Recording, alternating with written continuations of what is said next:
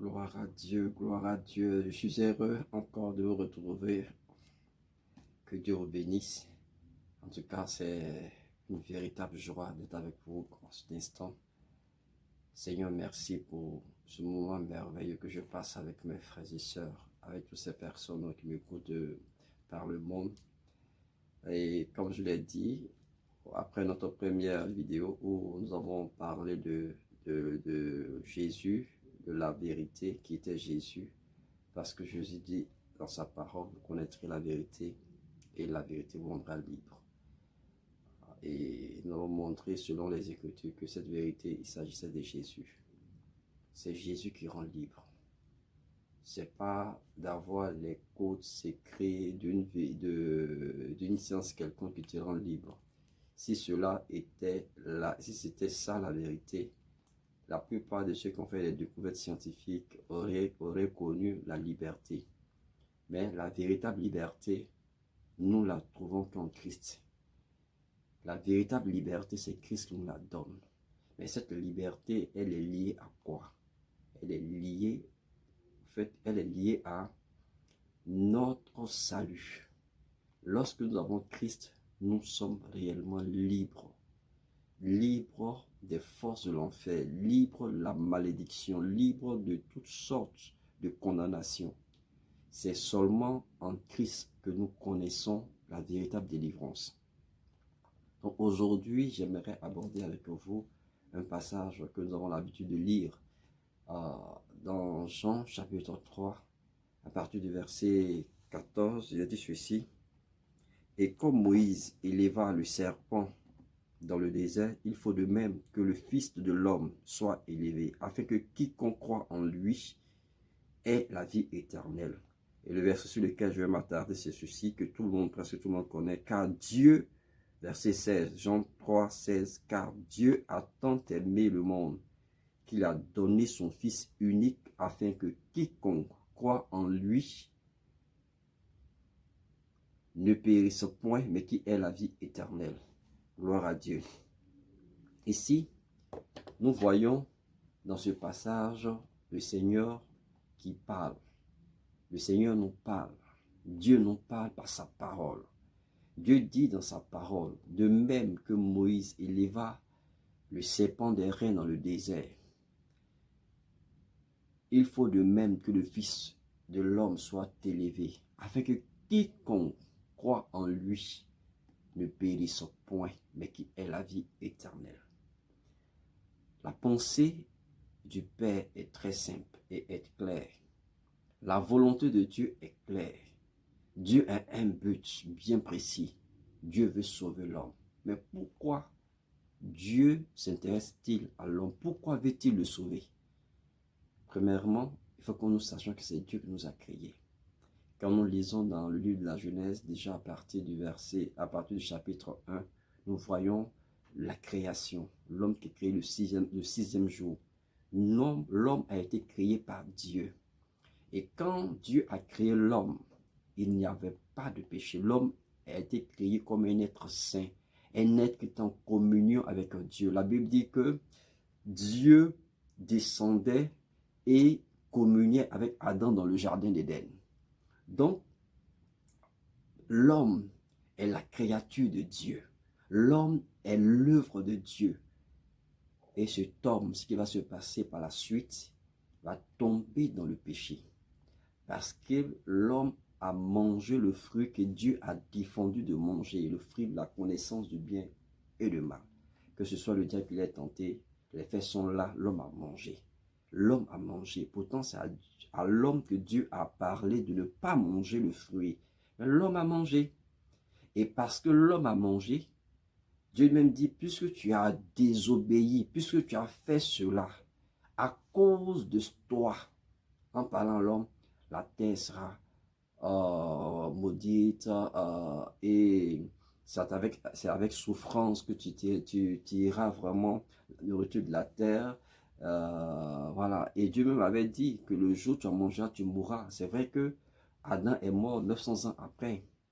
On ne dit pas 900 ans après la création, 900 ans, je pense, après qu'il ait mangé. Donc, l'homme est mort. Mais cette mort physique s'est produit 900 ans après.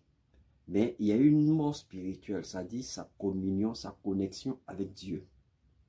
Donc l'homme est mort, l'homme est séparé de Dieu. Désormais, le dessein de l'homme, c'était l'enfer. Parce que le diable existait déjà avant la création du monde. Sinon, pourquoi la nécessité de mettre un arbre de la connaissance du bien et du mal? C'est parce que le mal existait.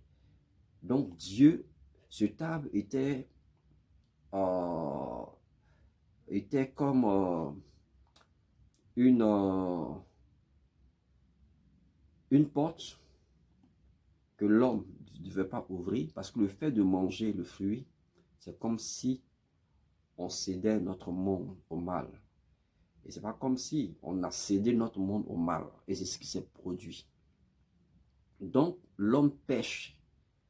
Cette créature que Dieu a créée, cette créature que Dieu a aimée, que Dieu aime, il a péché. Or, le péché ne peut pas vivre dans la présence de Dieu. L'homme qui pêche ne peut pas vivre dans la présence de Dieu. Dieu pourtant aime l'homme. Dieu pourtant chérit l'homme. Donc nous voyons dans ce passage, la Bible dit que car Dieu a tant aimé le monde. Dieu a tant aimé le monde. Et son amour, ce n'était pas des sentiments, des simples sentiments. Ce n'est pas des simples paroles. Mais à cet amour, c'est associé une action forte, une action puissante, une action glorieuse, une action unique, une action particulière, une action magnifique. Et cette action, c'est quoi?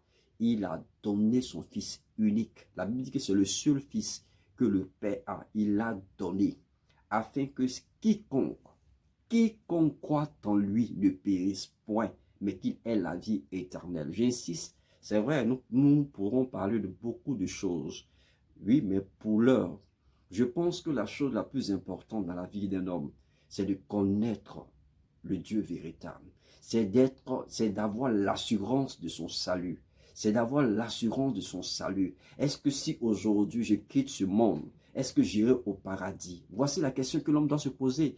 Tu peux construire des maisons, tu peux construire des projets, tu peux bâtir des projets, tu peux bâtir des entreprises. Mais est-ce que tu as bâti une vie qui te garantit le paradis? Est-ce que tu as bâti une vie qui te garantit le paradis? Donc l'homme pêche, l'homme a péché. Le péché, ce n'est pas le fait seulement de commettre l'impudicité, c'est-à-dire de sortir avec des filles alors que nous ne sommes pas mariés, de sortir avec d'autres femmes ou d'autres hommes alors que je suis marié, qui est l'adultère. Le péché, c'est pas seulement de mentir, mais le péché, c'est l'absence de Dieu dans ta vie. C'est l'absence du Père dans ta vie. C'est l'absence de sa présence dans ton cœur. C'est l'absence de la communion avec lui. C'est ça aussi le péché. Mais Dieu qui est bon en miséricorde, Dieu qui est bon en amour, n'a pas voulu te laisser comme ça, n'a pas voulu nous laisser comme ça, n'a pas voulu que nous perdions notre âme. Mais Dieu s'est mis à l'œuvre. Et aujourd'hui, Dieu a pourvu pour toi. Dieu a pourvu pour toi. Peut-être tu te dis que, mais pour être sauvé, il faut que j'ai accompli plein d'actions bonnes, que j'ai fait l'aumône, que j'ai fait des sacrifices par-ci par-là, que je sois bon avec tout le monde. Oui, on peut le faire, on peut être bon avec tout le monde, mais ce n'est pas ce qui garantit l'éternité. Écoutez, si vous montez dans un avion, et que le pilote vous dit, il se peut qu'on arrive, en tout cas, tout entre les mains de Dieu, en tout cas, c'est pas sûr, mais il se peut. C'est question, on verra. Attendez, vous n'êtes pas serré. Mais quand un autre pilote vient, venez monter avec moi. Moi, je vous garantis que je vous amène à bon port. Vous allez arriver sans souci. Mon avis est sûr. Non seulement il est sûr, mais moi, je suis sûr. Je vous donne la garantie que vous allez arriver. Qu'est-ce que vous faites? Comment on peut vivre et puis ne pas avoir la certitude de son salut jusqu'à sa mort? Écoutez bien, ce n'est pas après la mort que nous serions ou que nous penserions ou que nous souhaiterions être sauvés. C'est avant notre mort. Il nous faut régler ça ici-bas. C'est ici, tout est gâté. Donc, il faut régler ça d'abord avant d'affronter l'éternité. Lorsque l'enfant est dans le ventre de sa mère, lorsqu'il est dans le ventre de sa mère, que tu lui dis, écoute, petit bébé, dans 9 mois ou 7 mois pour certains, tu seras dans un autre monde. Là, ce n'est pas là, comme tu es dans le ventre, où la nourriture te vient, voilà, tout te vient facilement, cadeau, tout ça. Mais dans ce monde-là, tu vas travailler. Tu vas travailler. Si l'enfant a la possibilité de raisonner, de penser, de dire, écoutez, moi, je suis bien ici. Alors, tout mon monde est ici. Depuis combien de temps je suis là? Tout évolue, tout évolue. Voilà, j'ai pas de soucis, tout ça. 9 mois après, je trouve dans ce monde. Et bientôt, nous quitterons ce monde. Bientôt, tu quitteras ce monde. Mais quand tu quitteras ce monde, où seras-tu? Il n'y a pas de neutralité dans le monde spirituel. Soit tu es au paradis, soit tu es en enfer. Mais la grande question est de savoir, où serai-je après ma vie ici-bas? Mon frère, moi je sais que je suis sauvé, je sais que je suis au paradis. J'ai mon visa, j'ai mon ticket en la personne de Christ Jésus-Christ parce que je l'ai reçu comme sauveur et Seigneur. Dieu ne te demande pas d'être intelligent. Dieu ne te demande pas d'être sage. Dieu ne te demande pas d'être allé à l'école, d'être riche. Non, Dieu ne te demande pas tout ça. La seule chose que Dieu nous donne et qui est à la portée de tout le monde, c'est de croire. La chose est tellement simple.